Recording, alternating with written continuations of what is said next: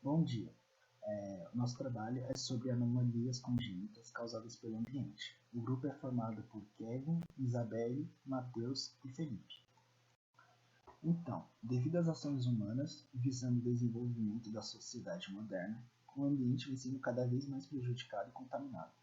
Desse modo, podemos notar o crescimento de resíduos industriais, agrícolas, domésticos e urbanos, e que isso pode acabar prejudicando indiretamente por meio de agentes ambientais à população.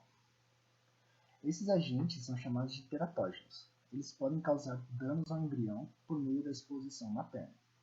A fase em que o embrião se encontra mais vulnerável é no período de diferenciação rápida, nos piores casos, podendo causar até a morte do embrião. Entretanto, o motivo pelos quais muitos fármacos, produtos químicos e outros fatores ambientais interrompem o desenvolvimento embrionário e induzem anomalias são incertos.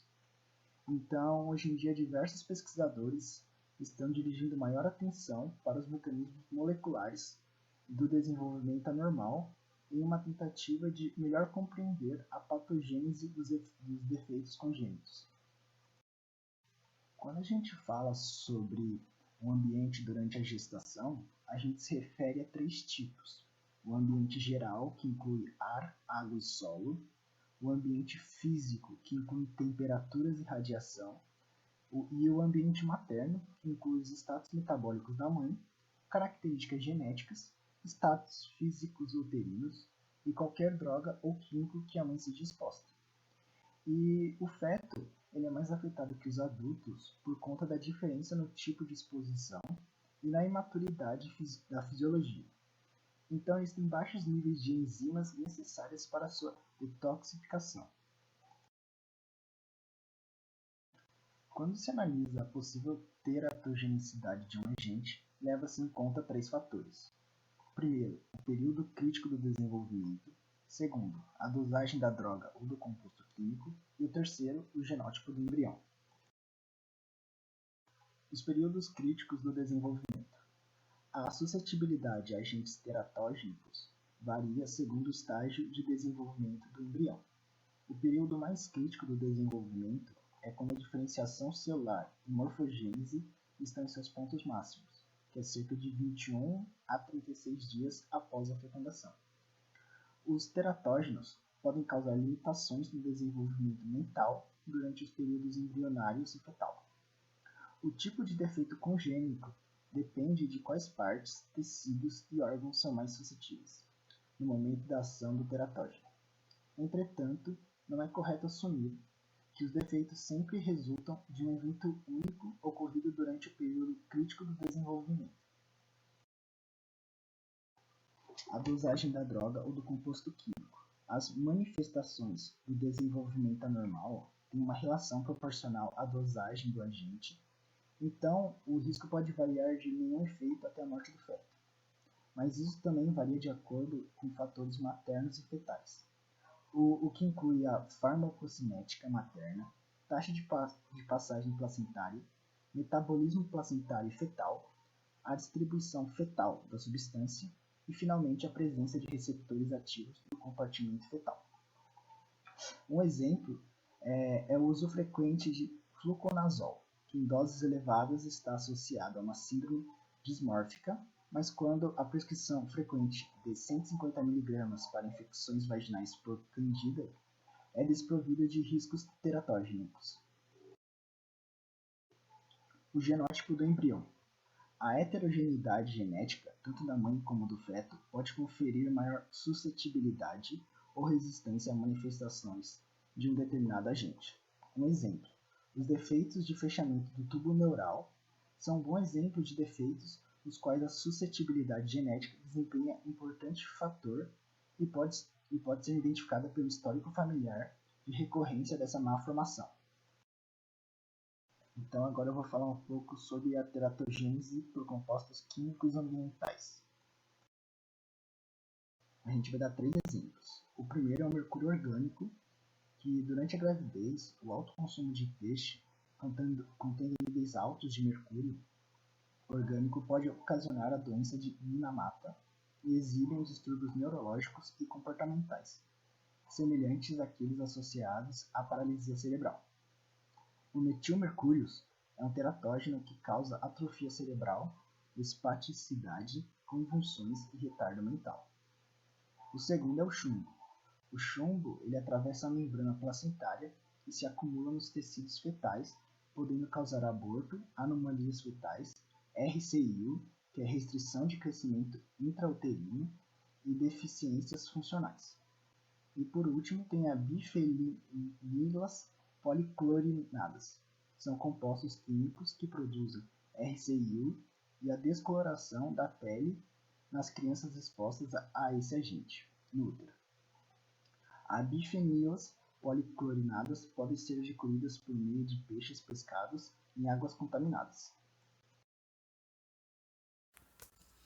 Eu sou o Matheus e eu vou falar sobre teratógenos humanos. Bom, ter a consciência de que alguns teratógenos eles podem perturbar o desenvolvimento pré-natal oferece a oportunidade de prevenir alguns defeitos congênitos.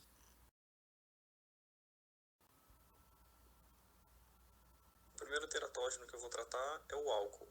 Bom, o alcoolismo ele é um problema de abuso de drogas que afeta de 1 a 2% das mulheres em idade fértil. Tanto o consumo moderado como o alto de álcool durante o período de gestação podem resultar em alterações no crescimento e na morfogênese do feto. Os efeitos mais comuns do consumo de álcool durante a gestação são o retardo do crescimento intrauterino, também conhecido de RCIU, a deficiência mental, microcefalia, anomalias oculares, anomalias articulares, fissuras palpebrais curtas, distúrbios cognitivos e neurocomportamentais. Bom, ali na figura à direita, ela exemplifica bem quais são as características físicas de uma criança que sofre da SAF, que é a Síndrome do Alcoolismo Fetal. Agora eu vou falar sobre andrógenos e progestógenos. Bom, ambos fazem parte do grupo dos esteroides da classe de hormônios sexuais. Entre as suas funções estão a regulação do ciclo menstrual e elas dão suporte ao desenvolvimento do bebê durante a gravidez. Acredita-se que as pílulas contraceptivas do controle de natalidade, contendo progestógenos e estrógenos, tomados durante os estágios iniciais de uma gravidez não identificada, eles sejam agentes teratogênicos. Muitas crianças de mães que tomaram pílulas anticoncepcionais contendo progestógeno e estrógeno durante o período crítico do desenvolvimento apresentaram a síndrome do Vector.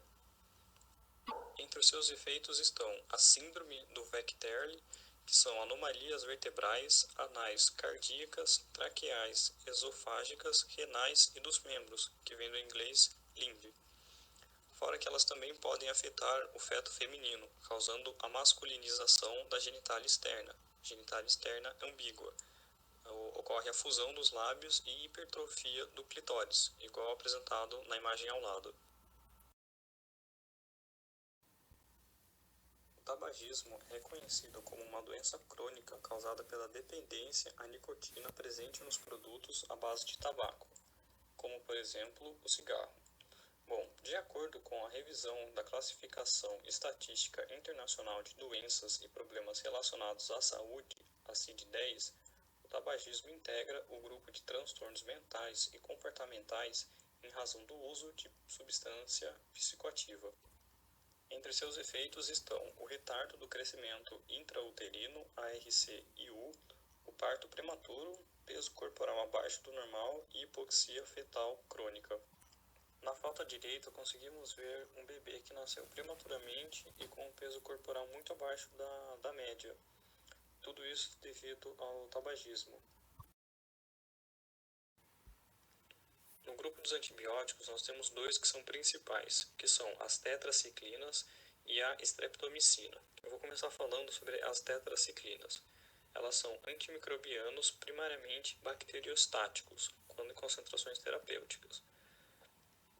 Elas atravessam a membrana placentária e se depositam nos ossos e dentes do embrião em locais de calcificação ativa. E temos como seus efeitos dentes manchados e hipoplasia do esmalte, assim como mostra na imagem ao lado. A hipoplasia do esmalte ela pode chegar em níveis crônicos onde há buracos nos dentes da criança. Agora eu vou falar da streptomicina. Este medicamento ele é utilizado em infecções graves quando outros antibacterianos menos tóxicos não surtem efeito ou estão contraindicados.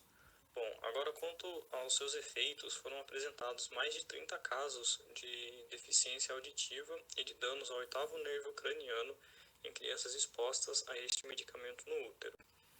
Outro antibacteriano que ele é estudado é a penicilina. Porém, parece não haver nenhum dano prejudicial quando ela é administrada. Os anticoagulantes são remédios que impedem a coagulação sanguínea. Todos, com exceção da heparina, atravessam a membrana placentária e podem causar hemorragia no embrião ou no feto. E o anticoagulante que estudos comprovam que é um teratógeno é a varfarina. Os efeitos da varfarina vão depender da semana de exposição a essa substância. Por exemplo, de 12 a 16 semanas, ela pode provocar hipoplasia nasal, epífises mosqueadas e falanges hipoplásicas. Já a sua exposição durante o segundo e o terceiro trimestre podem resultar em retardamento mental, atrofia óptica e microcefalia.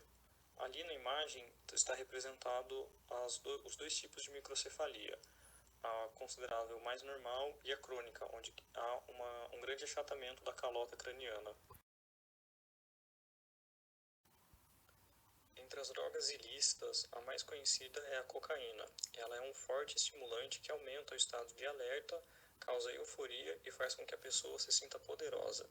Seu maior efeito é o retardo do crescimento intrauterino, o RCIU, prematuridade, microcefalia, infarto encefálico, anomalias urogenitais e distúrbios neurocomportamentais. Outra droga ilícita conhecida é a metadona. Ela é utilizada no tratamento da dependência à heroína e é considerada um teratógeno comportamental, assim como a heroína. Crianças que nasceram de mães dependentes de narcóticos, com menor peso ao nascimento e que foram mantidas em terapia de metadona, elas apresentavam disfunção do sistema nervoso central e a circunferência da cabeça delas era menor do que de crianças não expostas a essas drogas. Agora eu vou falar sobre tranquilizantes. Bom, atualmente prefere-se designar esses tipos de medicamentos pelo nome de ansiolíticos, ou seja, que destroem a ansiedade. De fato, esse é o principal efeito terapêutico desses medicamentos, diminuir ou abolir a ansiedade das pessoas, sem afetar em demasia as funções psíquicas e motoras. O caso mais conhecido de um tranquilizante como teratógeno é o da talidomida. Este medicamento ele é extremamente teratogênico e a característica típica da síndrome da talidomida é a meromilia, ou também conhecida como focomilia ou membros de foca, como está representado ali na imagem à direita. A criança ela nasce com os pés curvados para dentro ou as mãos também. Em 1960 houve um surto no Brasil da talidomida, onde aproximadamente 12.000 crianças nasceram com a meromilia. Tudo isso devido ao enantiômero S, representado ali na foto, e é justamente este enantiômero que é o teratogênico, enquanto o enantiômero R é apenas um tranquilizante sem muitos efeitos colaterais. Oi pessoal, bom dia. Eu sou o Felipe e eu vou começar falando um pouco sobre teratogênese por radiação. A exposição a altos níveis de radiação ionizante podem lesionar células embrionárias. Os efeitos teratogênicos, eles são variados e dependem de dois fatores: a semana de gestação em que o embrião foi exposto à radiação e o valor da dose dessa radiação.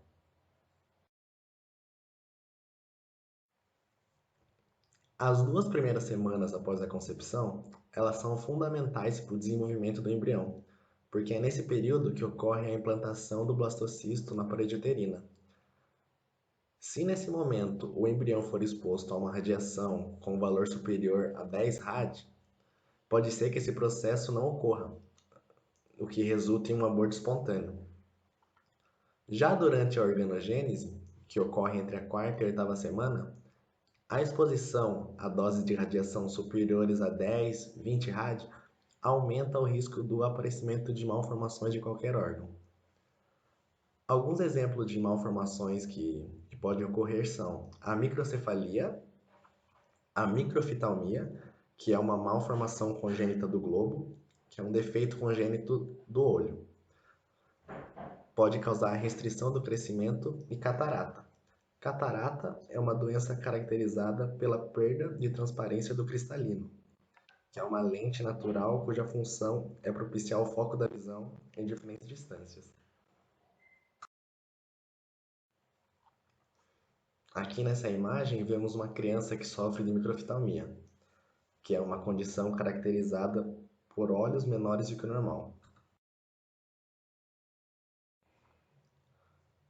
Entre a oitava e a 15ª semana de gestação, altas doses de radiação podem afetar o sistema nervoso central, uma vez que ele se forma nesse período.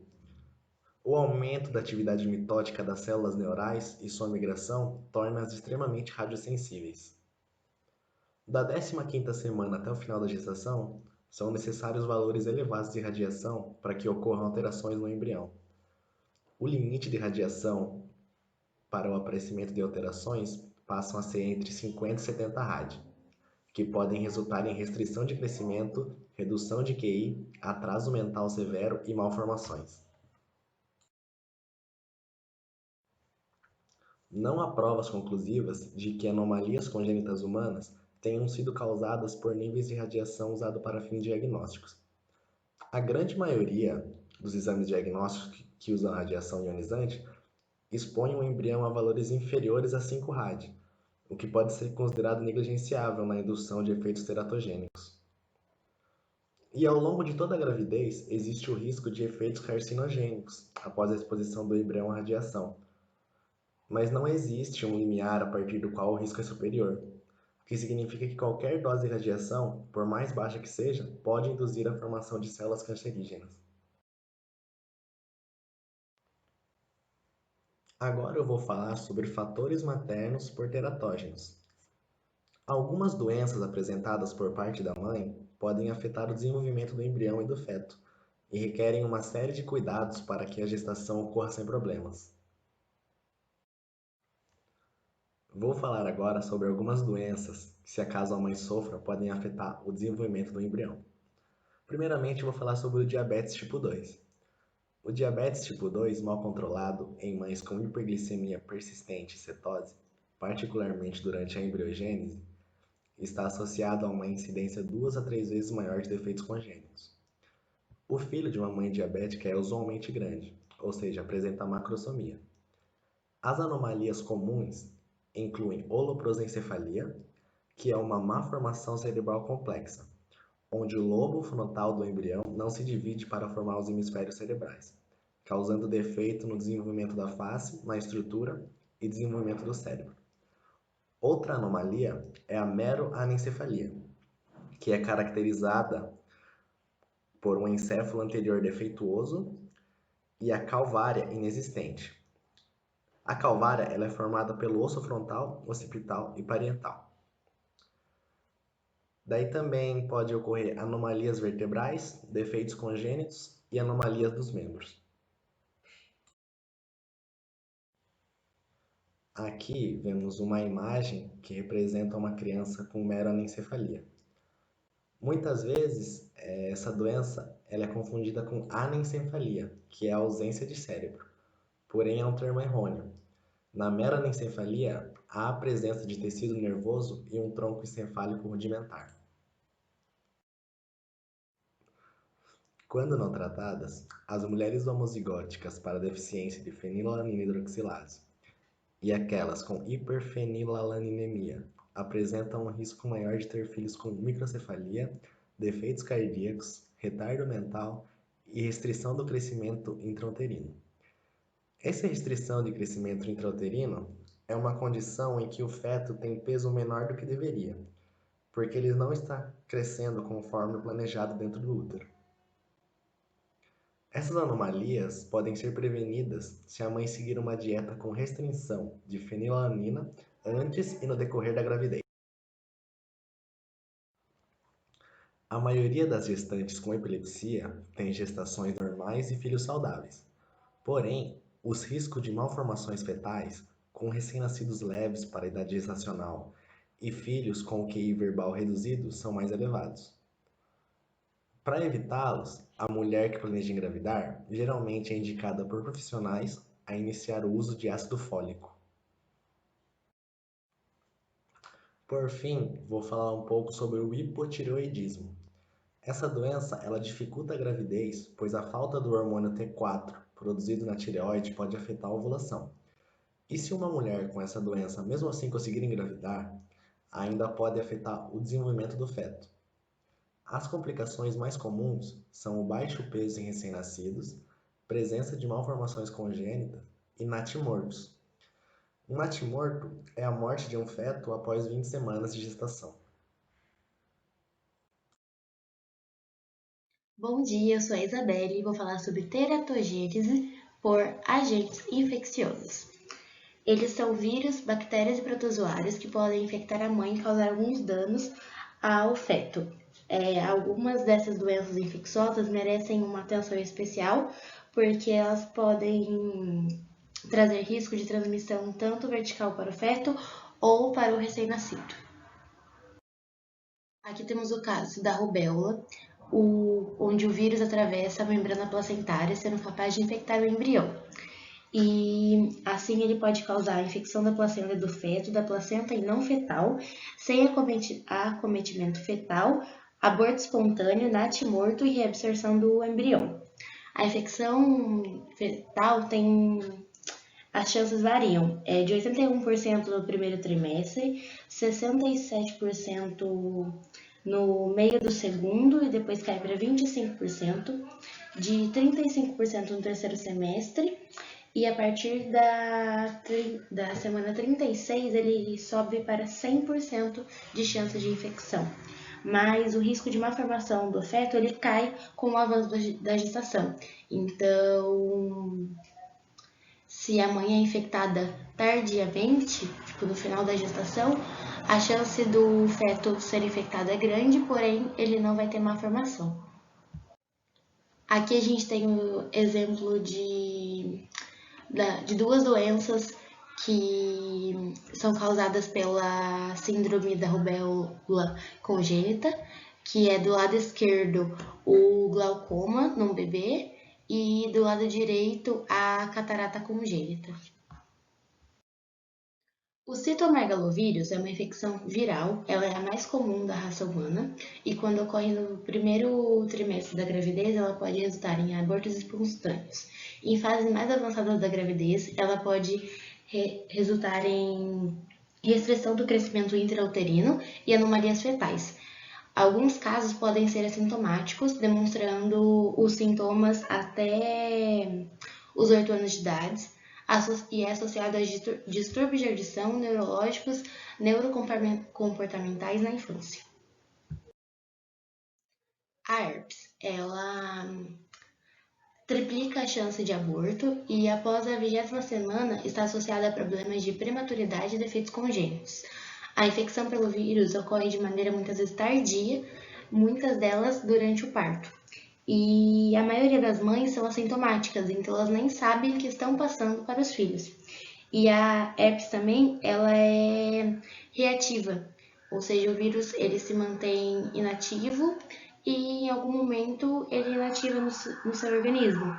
E a infecção do recém-nascido, ele é de 85% de chance para infecção primária, quando a mãe acabou de contrair a infecção, e 3% de chance para a infecção recorrente.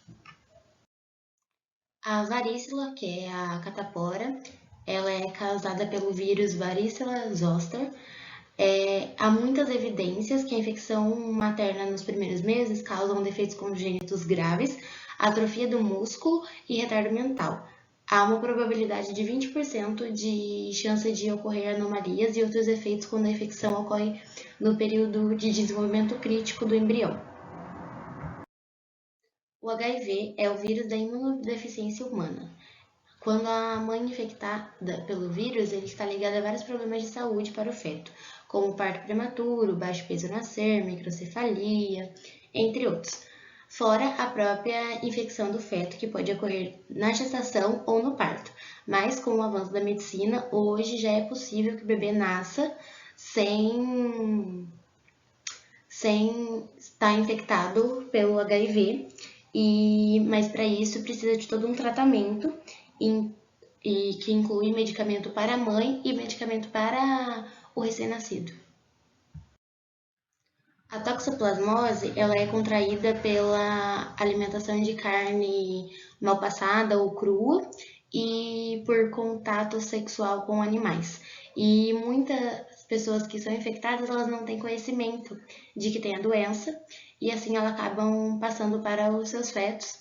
E ele causa mudanças irreversíveis no encéfalo, que resultam em retardo mental e outros defeitos congênitos. A sífilis congênita. O contato da mãe com a sífilis pode ser durante a gravidez, porque é uma doença sexualmente transmitível, ou ela podia ter a doença já e não ter tratado. Quando adquirida durante a gravidez e sem tratamento, resultam em anomalias congênitas graves e infecção fetal. Já quando a mãe já tinha esse tratamento, raramente resultam em anomalias, mas 2,5% dos casos são natimortos. E muitas crianças que nascem com a sífilis congênita são assintomáticas e elas permanecem assim até os 10, 14 dias de vida. Mas se elas não apresentarem os sintomas, elas podem desenvolver sífilis congênita tardia, que se inicia aos 3 anos e causam vários efeitos, como distrofias e anomalias dentárias, surdez neurosensorial, entre outros. Teratogênese por agentes mecânicos. São alterações causadas por qualquer fator que restringe a mobilidade do feto.